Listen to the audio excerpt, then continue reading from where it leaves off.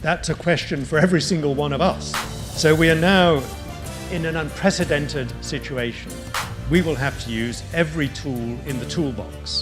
So this brings me to my final question. How do we get people to change their behavior?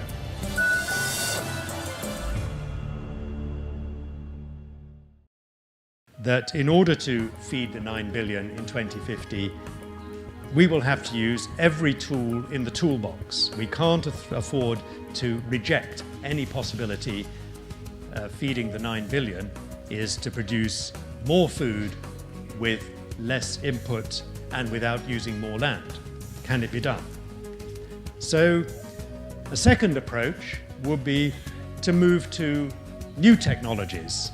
And I mentioned 3 here: genetic modification, which I'm going to say a little bit more about in a moment, computer technology, and global positioning systems.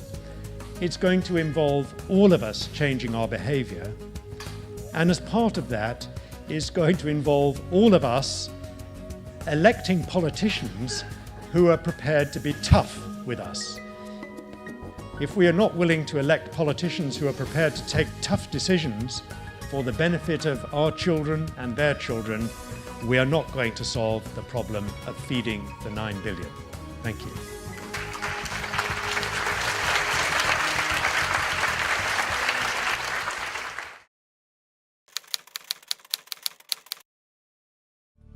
我々がこの問題を各自が認識しないといけない、つまりその共有していかないといけない。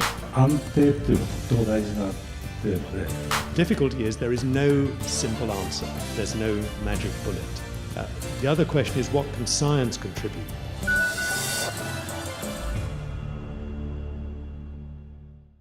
People are ignorant and you need to fill them up with knowledge.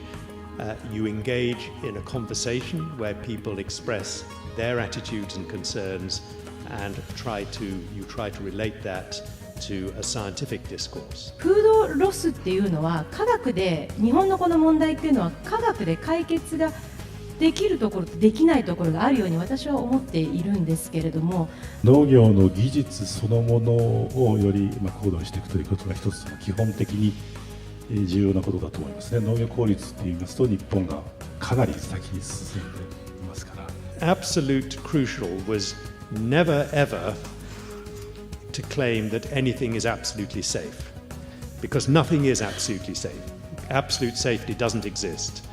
So rule number 1, always acknowledge there are risks, and it's a matter of what risk is acceptable.